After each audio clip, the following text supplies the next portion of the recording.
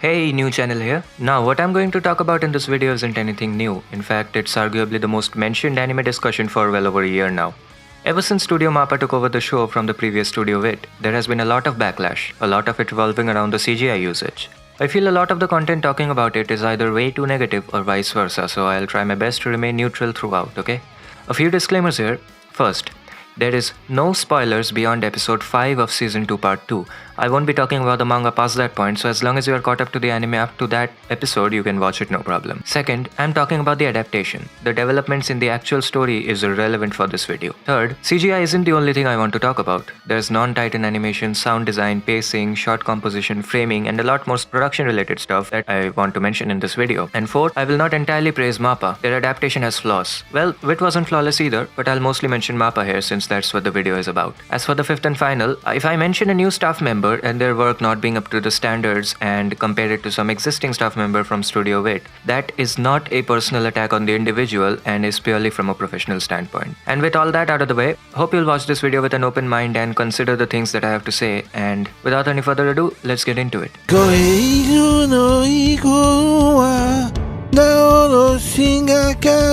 Let's just address the elephant in the room first, alright? CGI. And not just Titan Shifter CGI, but the entirety of CGI usage throughout. I will draw a few parallels with Wit's use of CGI, which was not very good, was it? Titan models. The biggest point of complaint and criticism is the CGI Titans. I've heard things along the line of, the CGI is bad, as well as the CGI is good, but way too overused. Which one is it? Well, bits of both.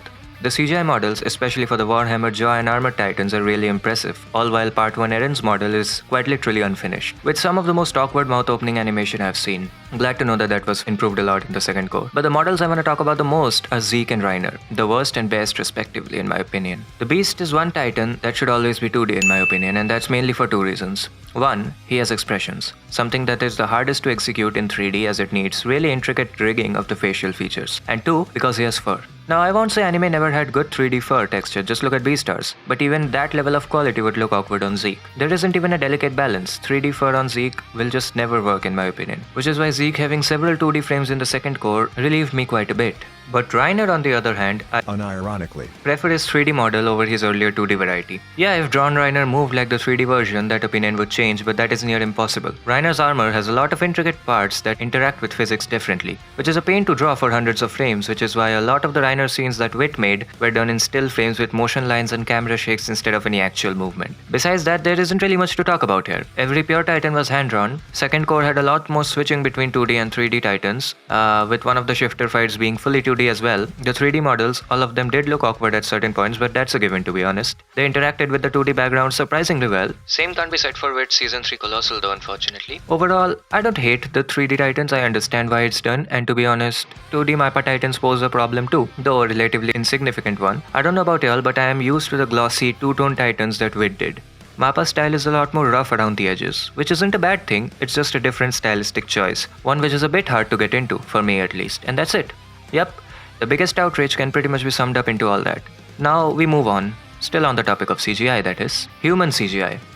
This one was, not very good. This is one kind of CGI Wit really nailed more often than not. Mappa however didn't exactly use human CGI models for scenes so blindingly fast your eyes can't comprehend, like they were supposed to, but rather for scenes where the camera specifically focuses on the actual character, which is an extremely questionable directive choice if I'm being honest. An example is this scene right here. I really wonder why it's CGI. It's just a single character and the face isn't even visible. I don't know if it's just that I don't get it, but why use CGI here? This was somewhat improved in the second core, more so just disguised better to be honest. Besides all that, miscellaneous CGI wasn't really a point of complaint. Some uses of CGI backgrounds were decently done, although not quite on Wit levels. Bits of landscaping done in 3D, some nifty CGI here and there by Mappa. They are a studio which use CGI a fair bit, so no surprise that the overall quality of CGI is better than that of Wit. But so is the amount of usage, which doesn't always necessarily work in their favor. Let's move on to the actual art, and how much Mappa's ways of envisioning Attack on Titan is different from that of Wit, and whether or not it's actually superior or a dip in visual quality. This involves background arts, character designs and more. With Mappa taking over, Asano Kyoji was replaced by Kishi Tomohiro as the character designer, and there was a massive change in the designs as well. Early manga art by Isayama looked quite mediocre, and Wit took a lot of liberty with the designs, adding a glossy two-tone finish similar to that of the 2T Titans. Mappa's rendition of the designs were a lot more faithful to the source material. The art in which by that point had improved significantly as well. It had a much more rougher and more detailed design, with aggressive facial lines and a very rustic, gritty feel to it. However, unlike the 2D Titans, this is fairly easy to get used to, especially because there is a time skip, so the design seeming different makes more sense, I imagine. Like I said, the new designs are closer to the source, with a rougher gradient to them, which makes the characters and the overall artistic identity of the show seem more mature, which has an unintended positive effect as the developments of the plot have matured and scaled up quite a bit as well, with a lot more political and military aspects to them. There were Wit designs I genuinely had issues with. With Zeke in particular, his design looked way too cartoonish for the kind of character he is. With Mappa on the helm, the two-tone glossy look is gone, which is something I did like, but the alternate gritty appearance has its own perks. It almost unintentionally symbolizes the less optimistic and more realistic tone shift the story undergoes past the basement reveal. Overall, I definitely prefer Mappa's character designs over Wit. Although I don't know how I would have felt if that's how it was from the very first season, but they are more detailed and less generic, so I'm all for it. Background art and scenery can go to either studios, to be honest. Both had stunning background shots. Personally, I prefer Wit simply because I've seen more of them in that aspect. Both are really good though, not much else to say here. So overall, from an art standpoint, both the studios are pretty good. A lot of what Wit did is what set the groundwork for how AOT would go on to look, even under Mappa. Wit managed to create a unique, almost unsettling aesthetic to the show that it is known for today. Mappa will cover far less of the series than what Wit did, so they'll get a lot less chance to show out. And there are some parts, like good old pure Titan fights, that we'll never get to see Mappa's rendition for. Definitely not a negative point for Mappa's adaptation though.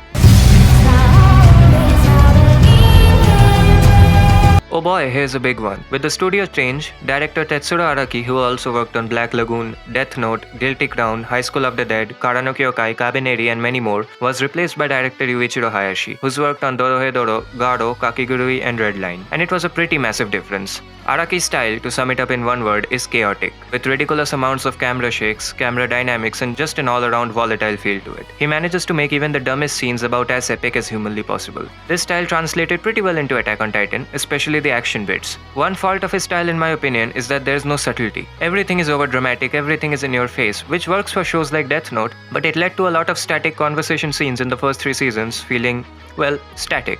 His style lacks the subtlety of clever framing and storyboards, so him showing out is generally in the action scenes, leading to the non-action scenes feeling slow and boring. With the massive increase in non-action scenes in the 4th season, I don't know how well his direction would have worked in all honesty.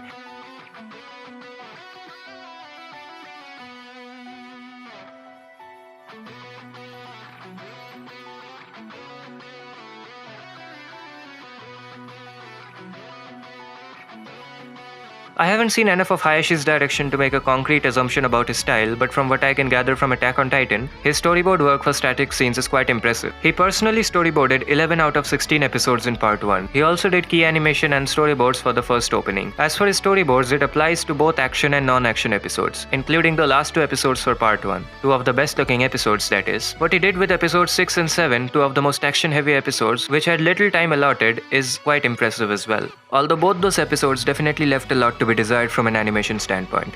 Now you may ask, if the animation was compromised because of a poor schedule, why did the direction and action choreography in those episodes not meet the standards? The answer is simple. The director, while storyboarding, needs to consider what levels of framing can be pulled off by the key animators based on the schedule provided, resulting in having to intentionally lower the complexity of the storyboards just to make it feasible for the animators. I think episode 6 and 7 suffered the most from this problem. To sum it up, Core 1 was rather underwhelming. The dialogue scenes were handled fairly well though, but the action left massive amounts to be desired, although there wasn't that much action to begin with. Core 2, however, was a huge step up. Mappa even added stuff to make it more engaging, like the bird cages in episode 2, as well as the memory shard scene outdoing the manga completely. The most recent as of this recording, episode 5, was a damn masterpiece direction-wise. Ymir's backstory was a cinematic spectacle and the rumbling activation was stunning as well. It may just be the best directed Attack on Titan episode ever. So overall, to sum it up, Mappa wasn't perfect, far from it, but when Mappa did deliver, they delivered hard, creating moments that will be remembered for years to come. Soundtrack. Now I want to get this segment over as soon as possible, alright? This still falls under the direction category as it's the director's influence over where and when a soundtrack is to be used and how it is mixed. And I wanna get it over quick because out of all the criticisms, the ones regarding the soundtrack are by far the most unnecessary and dumb. Normally I'd just end it by saying the soundtrack usage and sound design is perfect, but I'll take the effort of mentioning some scenes which faced backlash for the way the soundtracks were used. Declaration of War. Saw people crying over this track not being used? Well, to dumb it down, you see, this track has lyrics, strong vocals. You can't put it in a scene with important dialogue because then you can't hear the dialogue. In the Reiner reveal scene where this was used, the vocal part played after they were done talking. In this case, Willy was talking right up until the final moment. There's a reason why everyone isn't a director. The second Levi vs Zeke fight. The track played here is called K21 with rap vocals. Even saw some people trash the quote-unquote new soundtrack over it, even though this isn't a new soundtrack but one from early season 3. It's a fast-paced song, so it goes with the sequence, and unlike their previous encounter, there's no epic factor to this. It's more like a pursuit instead of a clash, just like Kenny Squad vs the Scouts, which is where this song also played. Overuse of Ashes on Fire. Nah. It's a fire track and it's meant for a war setting, and it played whenever there was warfare. Also, there are many versions of it. The one that played during the Warhammer fight is much different from the one that played during Core 2 Episode 1. Attack on Titan always did this, where they take the same musical motif and switch it up into various tracks. But of course, it's Mappa leading the production, so people finally decide it's not a good thing to do. Although it is a good thing to do, it helps the atmosphere feel more cohesive throughout the story. Use of silence. Oh god, it just gets dumber with every critique, huh? AOT always used silence to perfection, both the studios. Let me use a more specific example. Sure, our protagonist and viewers got transferred to a surreal dimension they know nothing about. Let's blare music in their face instead of having it be silent and letting them take in their new surroundings. Again, there's a reason why you're not a director.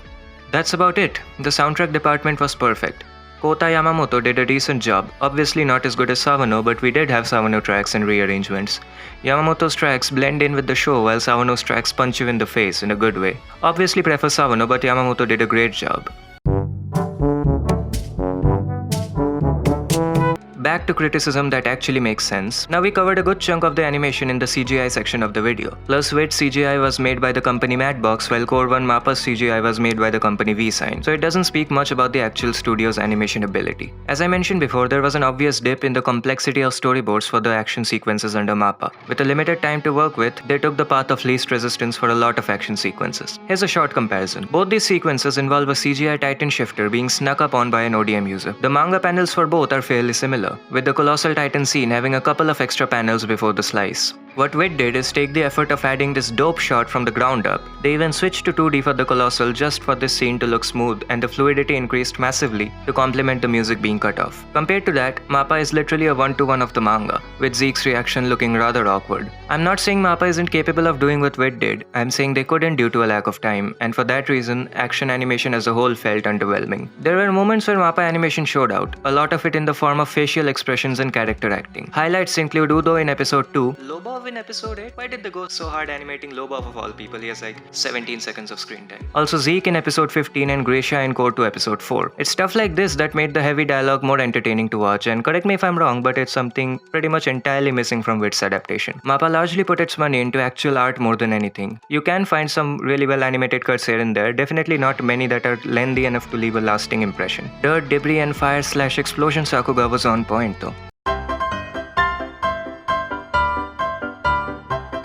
This involves the pacing, faithfulness to the source and stuff like that. Much like the art style, Mappa was quite one-to-one with the manga from an adaptation standpoint, mostly not changing anything or very few things, generally in the form of rearranging some events. This is also an aspect Wit lacked in. According to Twitter user Eren Was Born, here's a list of panels that were either removed entirely or massively changed by Wit, leading to Mikasa especially feeling extremely bland. Most of her lines of dialogue seem to have been removed or replaced by something Eren related, and that's definitely a grey area adaptation-wise. Compared to that, Mappa pretty much adapted everything as is in the manga with minimal changes. Now I don't mind deviation from the source as long as it makes the product better. Pacing-wise, Mappa was pretty decent. Like I said, amount of dialogue increased massively in season 4, so some people may find it to be slower. The second core had surprisingly lengthy and mostly unnecessary recaps of previous episodes, which wasn't for the best, but I guess they have to end the episode at a certain point, so they need to cut some corners. What I do like is sometimes instead of lengthy recaps, they added anime-only scenes to make the episode at the required length. Overall, Mappa adapted the source in a far more faithful way compared to it, with practically every change they made being not very significant and working in the show's favor for the most part.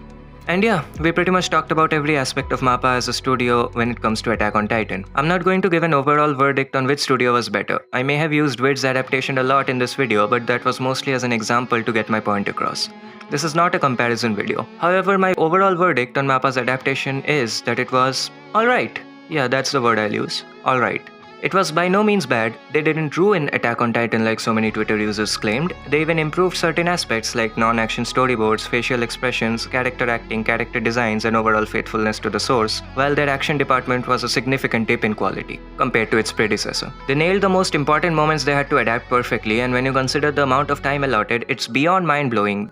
The quality of the final product with that kind of schedule is insane. Hats off to the Mappa production team, directors, and even the freelancers who worked on this massive project. With a third Mappa Attack on Titan project being practically inevitable, I hope they have a better schedule to work with and deliver their full potential in the final leg of the franchise. That's it. This is my first video on this channel, so any feedback is more than welcome. Comment away. Also, I'd really appreciate if you could hit a like and subscribe, do those standard YouTube things basically. Do check out my Instagram, that's where I make most of my content. This was sort of an extension of that page, a post idea too large to wrap up into a 10-slide post. All links will be in the description, and until next time.